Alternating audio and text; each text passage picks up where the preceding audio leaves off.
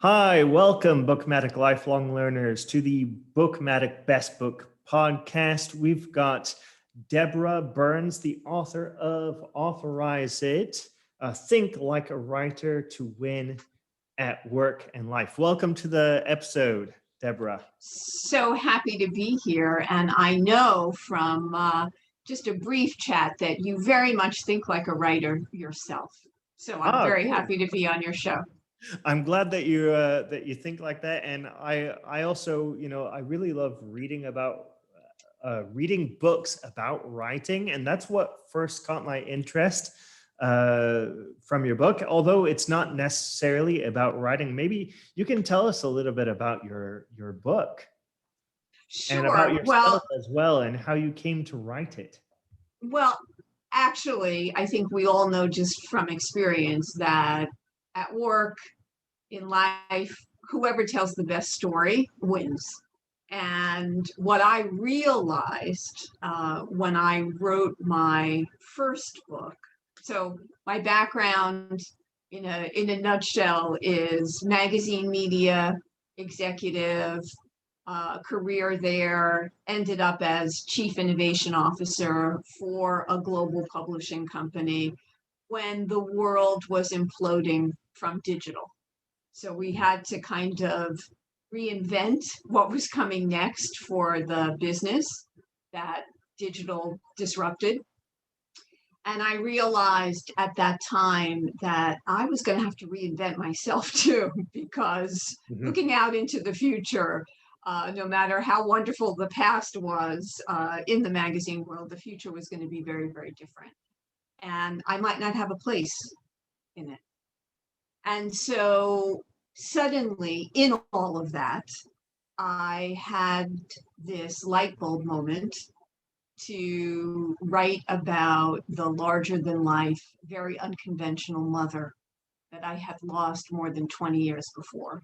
I was an only child, devoted to this otherworldly, beautiful goddess whose pedestal I kind of revolved around my whole life, and that the loss of her as a core center for me was never really filled.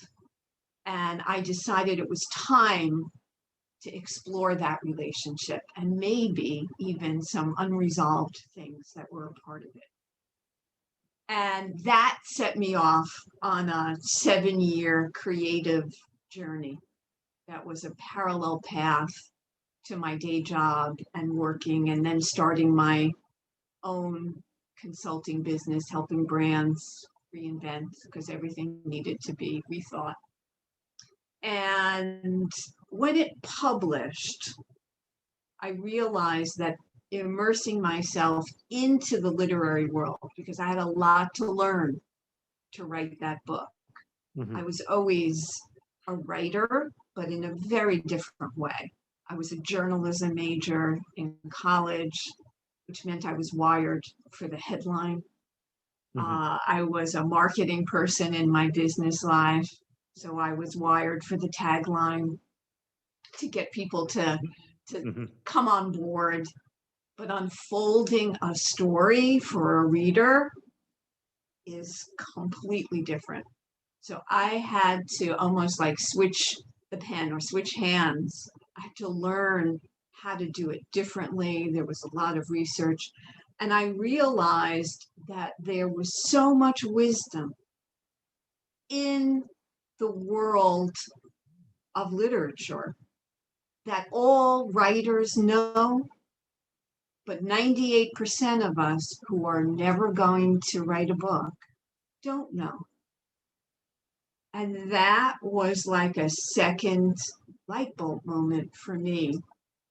I felt that with my business background kind of mashed up with this creative journey that I took, I had a perspective that would allow me to take these abstract concepts and make them accessible for non-writers so that they could shape their best stories to win at work. So in a nutshell, that's the background. And it's become my mission now to shift perspective for others and help people live up to their career potential. And if you asked me 2 years ago when the first book published, what would I be doing next? I wouldn't have been able to really answer that question with something concrete. Mm-hmm. But I stayed at it. And in talking about the first book and crystallizing what those lessons were, and talking to companies that were in my network from my background and presenting something eye-opening for them, I realized that I had stumbled into something that was very original and powerful for others.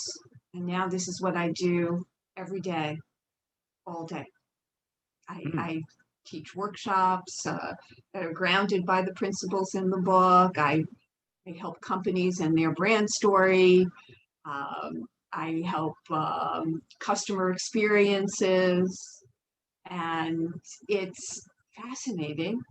And it also is inspiring in the sense many people are searching for what to do and what to do next as we all kind of enter this new normal. There's a now more than ever component to all of this. Mm-hmm. For sure. So I know you read it, and thank you for reaching out to do this and for your recent posts. And it seemed to resonate with you, and that's what any author could hope for. Mm-hmm. Yeah, there's a whole lot to take in your book. There's lots of different frameworks, and you talk about the hero's journey as well. So how can actually people frame their life like a writer? That concept kind of sounds difficult. So maybe you can. Well, it's not summarize. necessarily framing their life like a writer. It's adopting the techniques that writers use to make people connect with their stories. So, the hero's journey is nothing new. It's something that's been around since Joseph Campbell first kind of codified it all many, many, many years ago. It's the framework for every Disney movie that's ever been made and is continuing to be made. And, there are characteristics of every hero. They may not have them at the beginning of the story. In fact, most of them don't.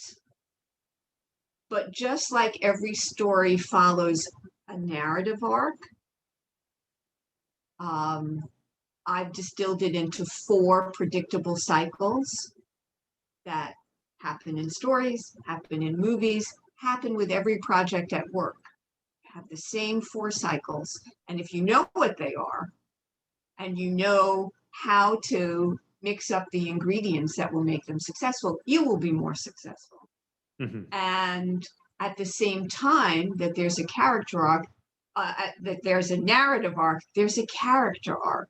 Each one of us is evolving and learning, especially from the mistakes we make along the way.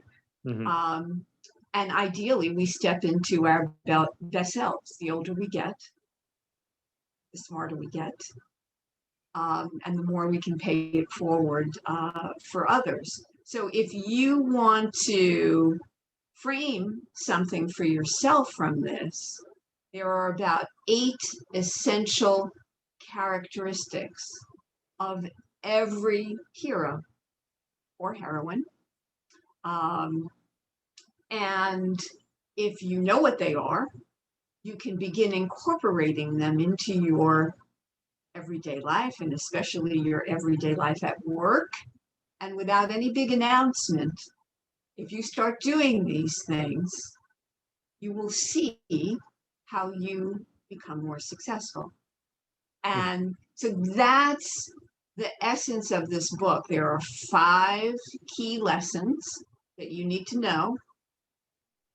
And then there's a workbook section at the end where you can pull it all together in order to, as I said at the beginning, shape the stories that you need to tell to get you closer to guests, to help you connect more deeply with others in the same way writers connect with their readers through their characters.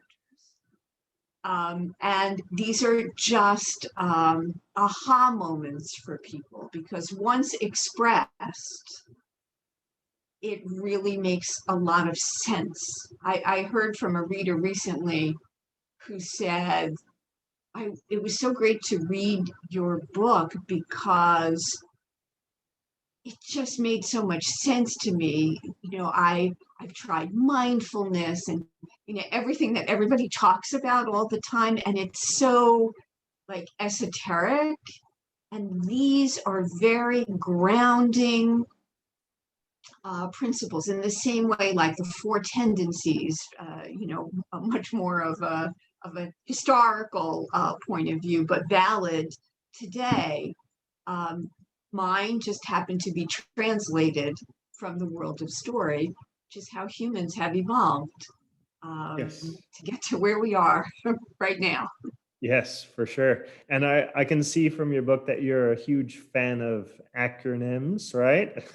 Yes. Your book is full of them, and that makes them actually pretty easy to remember, right? So which one is your favorite?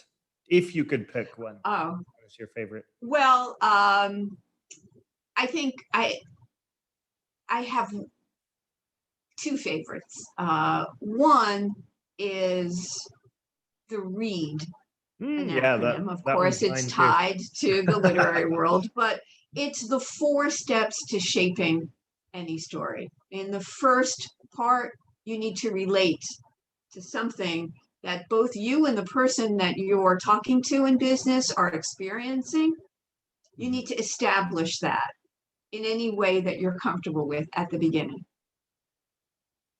And you have to state it in a way that conveys awareness of a particular problem. It all comes down to a problem. When you're at work, you're the hero of your own story. But when you're at work, you're a supporting character. And you can never forget that. You're helping someone else achieve something. Whoever that someone else is, your customer, your partner, your vendor, your client, you're helping them. And so that's what you do in the relate part. There's something going on, and you're both aware of it, and it presents a problem, a complication, a situation. And then part 2 of READ is ease. You're going to say something lightly that's going to ease whatever that problem is. And it's kind of like a little bit of an intrigue, or that headline, or something that you have something, something, you've created something that's going to help that situation. And the A in READ is apply. Now, if you don't want to put everything out there, it's just like unfolding a story in a book. You can't put everything in the first line. So you have to give people time to absorb what you're saying and to get a little emotional buildup about what kind of is coming next in what you're going to say. And you apply it. So now you give a more concrete example about how whatever it is you want them to accept, you're going to show them how it works and how it could work for them. And the D in READ is to deliver. Just like every story you've ever loved, you have to deliver a powerful ending. In work, make it a happy ending, right? This is not a French tragedy. You don't want to confuse the issue. You have to deliver an ending to that conversation that is going to make the person feel they're better off with you than without you. And if you manage to prep for all of your business conversations, which are changing dramatically in the new normal that we're all in, if you do your prep work, you understand the storylines, you understand the person you're talking to, their business, their needs. There's always a lot of prep work at work. Yeah. If you understand all of that and you fill out in your own time how to approach it through a read microscope or just lens, Uh-huh.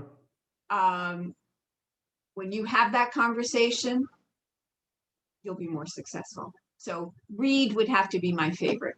I won't explain the second one, but it's close. But I touched on some of it in explaining why read is such a powerful tool.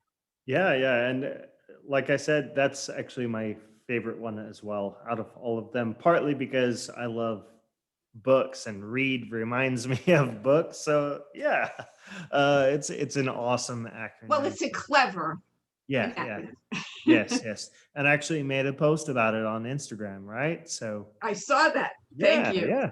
yeah, definitely. Cool. So some other questions for you here today would be why why did you decide to write Authorize It actually in the first place? Well, when I was talking to companies about it, I realized there was something here. I could feel it resonating with people. I had written an article for Thrive Global here in the U.S. About those 5 lessons that I learned about leadership and success. That despite having been a chief innovation officer, I never knew until I wrote a book. And when I wrote about that, I could see how responsive people were to that. And then I was invited to speak at a company who had employees all over the world because they thought that there was something very interesting about my business background. And then I wrote this book that won awards. And how did that happen? And so I came in to talk to employees about these 5 concepts. And when I did, I realized in that same way, just from living life and business and all of that, I realized there's really something here. So I gave it a name. Always take something from the air and make it real. And that's how Authorize It, think like a writer to win at work and life was born. And then someone who produces online courses for LinkedIn was very intrigued by it. Again, thought it was original and different, could help people. And they produced an online course. They wanted to produce the online course for it. And I said, well, okay. But then I realized to create the course, I had to go much deeper. And so I wrote the book because I thought it is going to be easier to write the book and then distill it into a course module than writing a course module first. I needed to do the big thing and then distill it. And the pandemic was a silver lining. It actually, despite its horrors, the isolation gave me extra time to jumpstart the book. And so I wrote it over like a 6-month period and then backed up and did the course and filmed it during the pandemic as well. And so everything appeared probably a year to 2 years faster than it would have otherwise. But that's how it all came about. It didn't start that way as a master plan. Things kind of came up on the journey that made me do more. And that continues to happen as I work with clients and teach workshops. there's a particular need that a company may have, which creates another module because the content is very elastic. Like these principles can be applied in so many ways to help to make teams more dynamic, for example, which is a new module that just got created out of the notion that people at work are very reluctant to express different points of view because they feel like they're going to be judged. But for a company, groupthink is awful. I mean, it hinders results. It delivers poor outcomes because no one's looking at the real whole story. They're only taking what, is supposedly okay to say. And so in this dynamic teams module, using the principles of writers who are uber observers of life and non-judgmental, using that as the stake in the ground, here are 10 things you can do to make your teams more dynamic and whole. And all of a sudden, if you told me a month and a half ago, this would be a new module, I didn't see it then, but it came out of real challenges that companies are facing today.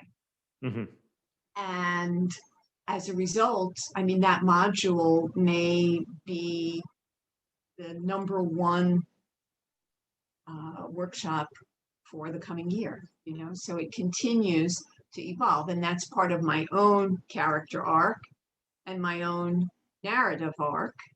It's not always smooth sailing. There'll be a module that fails, but I'll learn from that and make the next one better. Yeah. Wow, this is really an evolving service, right? Sure. It's very amazing that the process that you went through, even before you wrote the book, and then got the book, and you got the workshops, and you said online course as well, right? Yes. Can people find that on LinkedIn or? The online course is first going to be on a site called Gen, Gen, Connect U, capital U, the letter U, .com. Right, GenConnectU.com. And they feed courses into LinkedIn through an approval process. So that's the next step. The course will launch on Gen Connect U. Okay, great. I will include the link for people who want to check that out in the description of this video of this podcast. So yeah, definitely. That's a great opportunity to experience your program. And yeah. Do you also through that online course, do you take any part in it, or do you just film the videos and have people? It is not an interactive one with me like a corporate workshop or a college workshop. I do many for students at different universities. So that's an interactive one with me. This is a filmed course with workbooks and things that you can do at home to help you find, own, and own your story, to help you with the stories you need to tell at work. So it's a different kind of format. It's not like this. It is, one to many. Cool. So I'm curious, how can thinking like a writer help improve people's lives? Well, in short interviews like this, you can't go into too much detail, but some top line ones or some main areas are writers are quest centric. There's a quest in the story. For a person, there's an intention that you have. There's your own quest. Whatever word you want to put to it, it's your intentional action. What do you want? What do you want to achieve? And because they're quest-centric, they are not against something. They have to be for something to keep the story moving. And I think that that's a very subtle point that helps people see how in their own lives there's a lot of negativity, and there's always going to be outside forces coming at you with obstacles, conflicts, always, no matter what it is. There's always going to be hardship. There are always going to be, to varying degrees, inner conflict, which sometimes is the worst kind of conflict, because when you see your shadow on the street, it's caused by the obstacle that is you. And in many ways, we're in our own way at work, where this, no matter where we are, the same three things keep happening to us. And we need to examine that and do that work on ourselves. So by being quest-centric, I say, I think in the book that in The Wizard of Oz, I reference it because it's a movie that everybody knows and probably has seen in their lives. You know, Dorothy ended up in this place, and she could have stayed mired in the problem. I'm not in Kansas anymore. I'm in this strange land. And she could have stayed there, but that wouldn't have made for a story. The story came when she became for going home. And that, being quest-centric, set her down the yellow brick road, had her meet her allies, had her defeat, you know, all of the things happened because she was for something. She needed to achieve something. So thinking like a writer helps everyone to be more quest-centric. And the second one I'll mention here is writers are always revising. The first draft of everything is terrible. Any book on that shelf behind you is probably draft 179 because it is a process of editing. Like life, writing is all in the editing. The first draft of Authorize It is not the book you held up. And when you have a writer's mindset, that makes you a seeker of continuous improvement. And that is a critical point in kind of like, all right, this is done. It's not done. Everything is constantly changing. We're in a dynamic world. Rethinking and reassessing based on new information and things that you've learned in your life is critical to success. And a writer has that. And so I'll leave you with those 2 points. There are many more, but I think those two are really important takeaways. Amazing, for sure. And you know, the way that I also look at it with writing or just thinking like a writer is it's a very reflective process. Sure. Right. Very reflective process. And I think you do touch a little bit on that in your book as well, about reflection, right? Sure. My first book came with reflecting on the relationship, maybe for the first time, with a really hard look at the woman I worshipped and idealized. And when you grow up with that kind of idealized view, there's usually some sort of wound that's in there that you're trying so hard to heal. My mother was kind of emotionally elusive to me my whole life. I didn't necessarily feel like her priority. I saw her mostly on Saturdays. So she's this looming figure who kind of comes in and out of my life. And she was always being chased by me. And I really had to, as an adult, take a hard look at what was underneath that relationship. And there were all kinds of revelations that came through that whole process. And there are things I know today that I never would have known had I not delved in and reflected and wrote that first book. So that kind of look back on what shaped you, what forces shaped you, and what shaped the people who shaped you, which is critical. And to do it as without shame or blame or resentment, to just kind of take that objective look at what was going on for you. Usually all the reflection goes back to childhood for everyone. May not be the exact same situation as my own. Mine was kind of unique, but you have one. I don't know you. We live on opposite sides of the planet. I may never meet you, but I know that somewhere in there's something from when you were 3 years old that's guiding your actions today.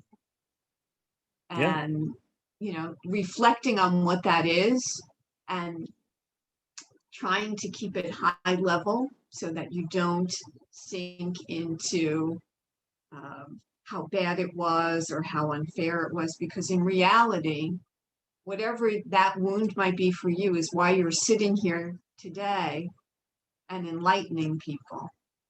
My mother may have been a tad narcissistic, but having a mother that I chased my whole life gave me a lot of traits that played very well for me at the office. I was a great team player. I loved making someone else shine. I didn't have to be number one. I loved being number two, actually. Being in there and helping. And, it's powerful. It made me intuitive. Whatever natural intuitiveness I had, I'm more so because I was always trying to figure her out. Made me inventive because, if I didn't keep her entertained, maybe she wouldn't want to see me next Saturday. So we could stay again in the quest mode. We could stay mired in the problem. Certainly, it's not a good thing not to feel fully loved or like somebody's priority, but I'll leave that to the experts. In my experience, when you reflect on it, I saw all the positives. And if I didn't have her for a mother, it's almost like we were meant to be together. I wouldn't have become the person I became, and I wouldn't be sitting here with you today. Yeah. We were brought together because of all these different things all these wounds that happen in our life. Yes, it's all these books, for sure. All these books and all these wounds, whatever they are. That's what made us come here. Everybody's overcoming something. Yeah, for sure. Yeah, that's one of the major points that I personally connected with your book. That reflective, when you were talking about Saturday's Child. And now I know why you called it Saturday's Child, because that was when you saw your mother, right? The most. So when you wrote about that in Authorize It, I connected with that, and that's one of the reasons why I personally also want to check out your other book, your first book. Well, thank you. You really caught my It's a great summer read. Yeah, you really caught my interest, and I think it's only $14 or something like that. Well, Amazon has the ability, when they work with publishers and all books, you give them the right to change pricing as they see fit, but the author and the publisher then gets paid on the list price. So I don't know what price it is today. I don't watch that anymore. I used to, but it is an excellent. I think I put a copy here because I knew we were going to be talking. It is a wonderful award-winning read, and it's a mother-daughter story. And I know one thing about every woman: not every woman's a mother, but every woman is a daughter. Mm-hmm. And this is the book to read. Yeah. Mm-hmm. Very nice. So I'm going to check that out, post about it, and Thank stuff you, like Matt. that. Hopefully, the listeners and watchers will check it out as well as authorize it. So yeah, and you also talk about stepping into the unknown, which we kind of touched a little bit on experiencing and stepping into the unknown. So yeah, can you talk a little bit about that? Maybe the tactics and the strategies, maybe one or two tactic or Sure. strategies for stepping out into the unknown? Well, that's one of the 5 lessons, the 5th lesson, and I like that one. it is a story without stepping into the unknown is not a story. Because if you don't do something new, that's where the new awaits. You have to move forward. Some people think about it as, they get overwhelmed by concepts like get out of your comfort zone and don't live in, and people think they have to dive off a cliff into treacherous water to step into the unknown. And that's not it at all. All it means is, just like the hero or the heroine of a story, something changes in your landscape that sets you down a new path. And in order to go down that new path, you have to take a step into something that's unfamiliar to you. That's all it means. It doesn't have to be any grand, scary thought. It could be, I drink coffee. Let me see what tea is like if I start my morning with that. And now I'm making it too simplistic, but you know what I mean. It doesn't have to be this gigantic looming thing. Right. And when you step into the unknown is when things start to happen. Just like a lot of what we're talking about. I didn't know 2 years ago about, or a year and a half ago, about this next book. I didn't know about this module that's coming up that all of a sudden is in demand. Things happen along the way because I took a leap and stepped into the unknown, even though I didn't know where I was going. Mm-hmm. And that's okay. You have to learn how to deal with uncertainty and to say, it's okay for me not to know what the ending's going to be. Because again, if you go back to a story, you don't know. Sometimes the writer doesn't even know what the ending's going to be, because as the writer is writing, the characters, I'm talking about fiction here, but the characters dictate where they're going when the writer gets in the zone. Sometimes they do know, where they want it to end up. But in life, you don't know. So there's always uncertainty. And I think people are afraid to step in because even if they suspect that there's serendipity there, they also know one scary thing: there's risk. And people avoid risk at all costs because it's risky. You don't, again, you don't know. And so risk is really tied to your fear of failure. The more afraid of failure you are, the more risk is going to loom very large. And so that would be like the one takeaway from stepping into the unknown and allowing yourself to more easily do so, is reframe how you view failure. Mm-hmm. I read recently, it's a celebrity. I was going to say Angelica Houston, but it actually is the CEO, Sarah Blakely, who invented Spanx, which I don't know if they're where you are, but they have taken over women's lingerie, underwear, and her story of how she invented that product is so inspirational. And when she tells a childhood story, her father asked every one of the children every night at dinner, "What did you fail at today?" And if you didn't fail, you weren't trying. And if you weren't trying, nothing new was going to happen.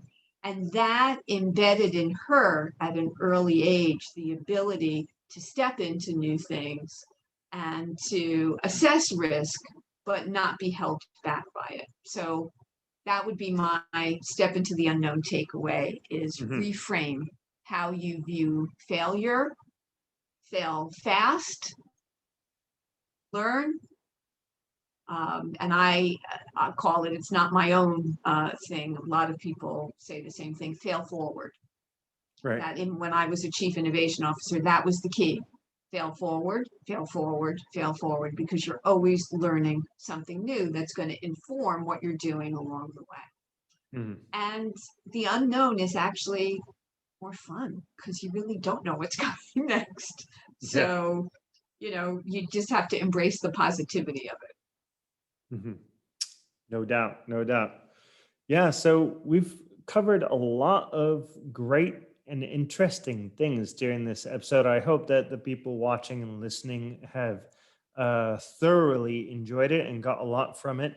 Is there anything else that you would like to add for this episode? Anything that that you're dying to say? Want to get out there? Well, I like to end things on an inspirational note. And sometimes I hear feedback from people, oh, well, you could do it because you're so creative, or you're this, or you're.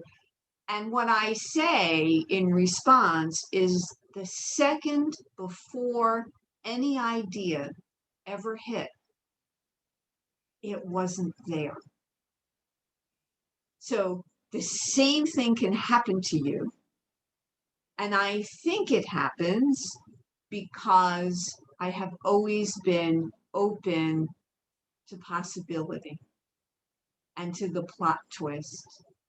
And when you're open and you're kind of inhaling the things around you, you will, over time, be able to exhale something new for yourself and leverage all the building blocks of your own career that have come before, even the mistakes, even the wrong job you took, whatever it is. And I say wrong in quotes because it really wasn't wrong.